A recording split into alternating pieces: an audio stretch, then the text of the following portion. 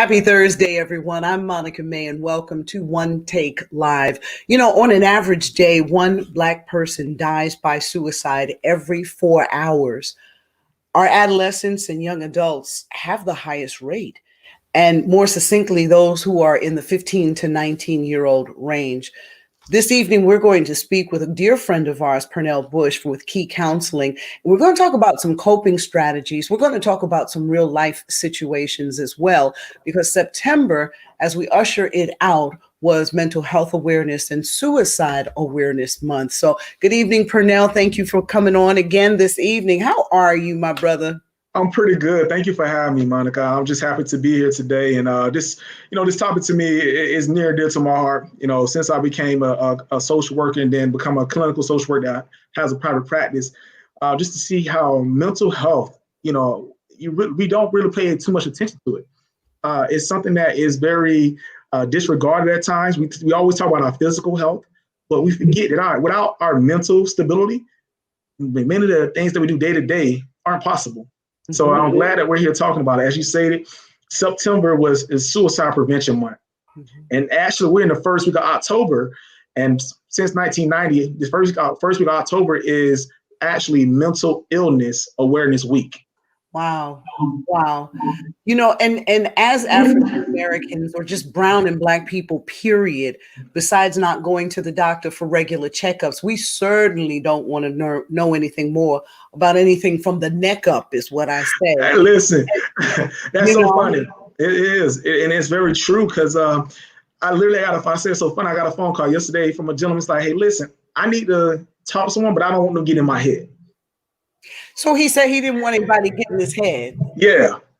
So that's literally his words verbatim. Like, I know I need to talk to someone, but I don't want them to get in my head. Yeah. So it's like, well, in order for us to help, and that's why I tell people, when you think about mental health, first let's break it down, the definition of mental health. Mental health encompasses your psychology. It's your psychology, social, and emotional. Okay. So it's not just all in here. Sometimes also, socially what's taking place, emotionally what's taking place. So with my men, when I do work with men, I often start with the social and emotional first, because I know they're very afraid what's taking place in the psychological. So I have to open them up to get them comfortable speaking. Then we can get into what else may be taking place. And that's interesting, and that must be a hard task too, because brothers don't want you to see them exposed. They don't want to be exposed. They might feel naked. They might feel like you could take advantage of them or do something. Beyond what we thought, and I had a discussion with somebody about this the other day, it's beyond the Tuskegee experiments that make us more fearful. This is now, that was then. Okay. Yes. What's now is generational. Yes. What we're experiencing now, truly generational. And I need people to understand that we have to break these curses that tell us it's not good for us, or be afraid of mental health counseling, or going to see a therapist. I will mention to you today that I was very disturbed, yet encouraged, by a young lady I met today, 17 years old, who had suicidal ideations. She said things at home and with her dad, more specifically, had become overwhelming. But the thing is, when I offered this young lady counseling, two things came out. She said, well, we sat down before, but with my grandma. I need them to understand. And I did get her to understand after giving her my card. Please let me help you get outside help. Yes. So that we can get to the root of the issue. Recovery is one thing, okay, but healing is so much more. And I would love for us to work together more, Pernell, to get the word out about mental health, suicide prevention, because I'm telling you, we're doing some things to ourselves these days that if we don't stop, we're going to lose more and more and more of our young people, especially. Definitely. As you stated, this has become generational. I'm not going to get too deep into it, but we have a study right now around epigenetics, where it's like it's imprinted on our DNA to feel a certain way about certain things. going all the way back to slavery in a way. So when we think about individuals that are afraid to seek assistance, especially in our community, we've been given things like for the Tuskegee experiment. We've been overdiagnosed when it comes to mental health. I had a gentleman, a 43-year-old African-American male from New York, who came to me about 3 weeks ago. And the way he was speaking fast, using his hands, utilizing. And for me, being a male, being African-American, honestly, right now he was just expressing himself. He said when he went to a therapist before me who didn't have much cultural humility, she's like, well, you're angry. Look at your hands. Look how fast you speak. Look at your tone. So that made him angry because he was getting accused of being angry. Right. But once he was able to finish like expressing himself the way that he naturally expressed himself, you can see that his body started to relax. Mm-hmm. He started. So, it's definitely got to have, I tell people I love what I do. I love what I do in my office. But what I did differently than most therapists that came out of that started practice, I got into the community more. I was spreading that awareness. I was speaking on mental health distresses. I don't like the word illness. I was speaking on what the process looks like when you meet with a mental health professional, from the intake, from the treatment planning, from the goals and objectives. I was speaking on those things to make individuals more comfortable. Mm-hmm. Mm-hmm. We are afraid of the process, and that's something else that I think we need to be encouraged by. So that's good, Pernell, that you actually went out into the community to explain the process. If you're just tuning in, Pernell Bush is a licensed social worker. He is the principal from Key Counseling, and one of the few brothers that I know that is willing to take the bait and go out there and meet you on the doorstep and talk about mental health and things that affect us as a society, as a culture as well. We're talking about mental health. We're talking about suicide. This week coming into October is Suicide Prevention week, and we want to just give you some things that can help you cope better. When a person presents with a suicidal thought, what might that thought be like? So, suicidal ideations. So there's a difference between suicidal ideations and suicidal plans. So suicidal ideation is someone's like, hey, I think I want to take my life, or, sometimes I think about just I don't want to be here anymore. You don't utilize direct words sometimes. So those ideations of just somehow, some way, I don't want to be a part of this process of what I call a process of life anymore. Mm-hmm. So we have to be very conscious when those ideations come about, because I also often work with my clients like, what is bringing these emotions about? I literally, for me as a mental health professional, I work with majority men. And literally last week I had a man call me who was going through a distressful moment with his significant other. And he just needed someone to talk with. So when those type of crisis intervention moment, first thing I attempt to do is reconnect with him on a humanistic level.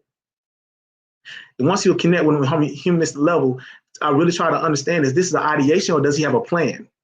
Now, if you have a plan, we are mandated reporters as mental health providers. So individuals say, hey, I know I have just for example, I got a pistol and it's loaded. I just think I'm gonna take. So with a plan, we mandate a reporter that we have to make sure that you are safe by a bake rat. But if someone just having thoughts, we get down to get down with that person where they are. We start to help them reconnect to their reality. So for this gentleman, he just had a new child. So we really talked about these things. And I can literally mirror this gentleman because I went through a distressful moment my own self, and it was like I was talking to me. It was definitely a very surreal moment. We began our conversation a couple of weeks ago when we said that we were going to get together. You posted something on Facebook that scared me, and I didn't know whether you were talking about you or just general. Mm-hmm. And now I know that it was a little bit of both. You're going through a very stressful moment right now personally. Mm-hmm.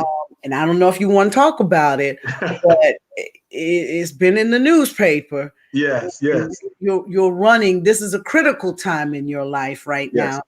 you're running for office. You're about to, the next 30 some odd days, you are going to determine whether you win your seat or not. And in the middle of all of this, here comes that moment here. Yeah. In a marriage, and it's not a good thing. It's not good timing. But then what is good timing? There's never a really good timing for distressful moments. I don't think anyone really have like this would be a perfect time for something bad to happen in my life.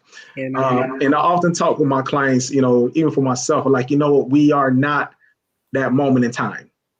So we may have situations that take place in our life, but that moment in time is not who you truly, that's not your full identity. And think about life, a lot of times in those negative moments, they get magnified.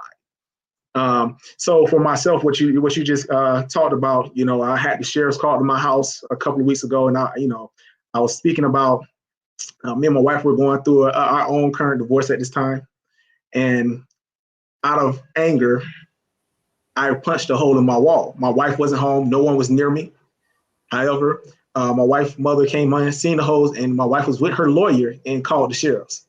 And I'm very thankful of the sheriffs here in Seminole County, for them doing their job. They came in, they came to my home, which is 5,000 square feet. They looked around, they taught me, see I was calm, see that no one was in danger.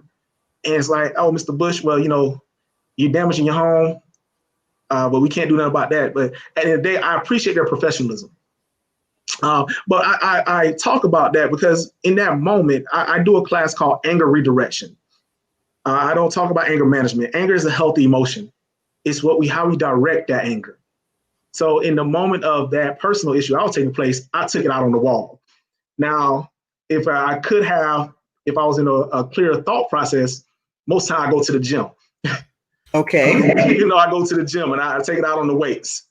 But it makes people understand that we are all human beings. I actually, from that article, there were many men that reached out to me that wanted to come for counseling. Because I think you get it. I won't feel judged. I know you're just not someone that's just talking about something you've never been through. So it equips me. You just said it. Anger is a healthy emotion. It's how we direct it. And at that moment, your anger could have been misconstrued as you were wanting to do that to somebody else. But you made it clear that that's not where you were coming from. You were frustrated. Mm-hmm. We're glad that the police officers did their job. I am so sorry to hear that a young marriage, young love, young Black love is just so sexy to me. And I'm sorry to hear that now with the new baby and everything, that could be coming to an end. But there's still hope, I think. You think? Oh, no, not once you call the police on me. I'm sorry. Oh. Listen, I'm transparent here. But no, at the end of the day, there's still hope for a healthy co-parenting. We have a child together. So but once you call the police on me, and like I said, I'm very pleased with our law enforcement personnel in Seminole County because they are truly some of the best law enforcement personnel. Because like I said, they approach the situation in the correct way. But healthy co-parenting, Monica. That's about it right now. Well, who is there for the counselor when he needs coping skills or someone to help him through that moment? What do you do? I literally called one of my mentors in that moment, and he was on the phone with me, and I'm telling him, why I was upset, and he helped me get back to a good, healthy baseline. Mm-hmm. So we all have to make sure we have that support circle. So that was part of my support circle, non-professional. Now there is, I have my own therapist. I tell people it's okay to be a therapist with a therapist because we take on a lot of people's stuff. So we take on people's things. We got to find a way to also decompress ourselves to ensure that we're healthy enough to continue to work with our clients. So there are therapists that also, sorry, say. No, I'm sorry. So then you do go for counseling or therapy yourself? Yes. I go at least every other month. I call it the dumping session. The dumping session. That's a good one. So to wrap up, let's get some information about Key Counseling because these are some scary statistics that we shared as we came in. This is my grandbaby who just came in, and when we're doing live stuff, anything could happen. Right. And he knows this, but I only get to see him once every week or so. So Yes. I'm grateful that he just felt comfortable enough to pop in. He's got this thing with this flashlight right now, though, so we're not going to turn that on. But how do we reach you? So for counseling practice, you can reach me at keycounselingsolutions.com to find out more about our practice. Also, Pernell Bush at keycounselingsolutions.com. And our phone number is 407-906-0139. Okay. Ultimately, those are the way that individuals get in contact with me. In social media, you can find me at Pernell Bush on Facebook, LinkedIn, and Twitter. And on Instagram, you can find me as _therapist. So 407-906 0139. 0139. Before we let you go, you mentioned something about, I mentioned something about you running again November 3rd. Got to get back out to the polls. Well, I do want to say this, two things. Monday, October 5th, last day for you to change anything, your address, or you can register to vote. Please note that is so important. This Monday, October 5th, last day to do that.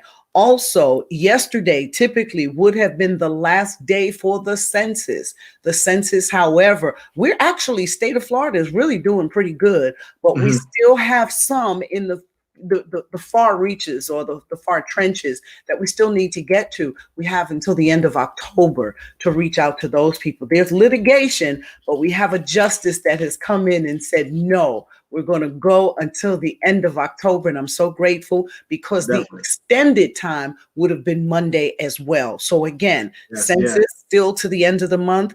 Voter registration October 5th, and then vote on November 3rd. November 3rd, and you're voting for Pernell Bush if you're in Seminole County. Pernell, I love you, and just know that we are only a phone call away, and we are a Zoom webinar.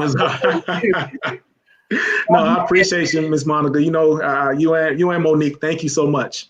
Okay. And God bless you in the situation you're going through, and stay strong, stay in therapy, and stay encouraged. All right. Definitely. Yes, ma'am. All right. Thank you for watching another edition of One Take Live. I'm Monica May. All right. Talk to you soon.